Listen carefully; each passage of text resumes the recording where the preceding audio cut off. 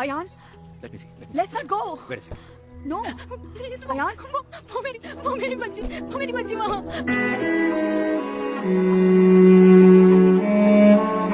ಹುಡುಕಿದೆ ಹೆತ್ತ ಕಂಗಳು ಸ್ವರ ಸೇರಲು ಮನ ಮುಗಿಲು ನಾಜಿನುಗೆ ಬಂದೆ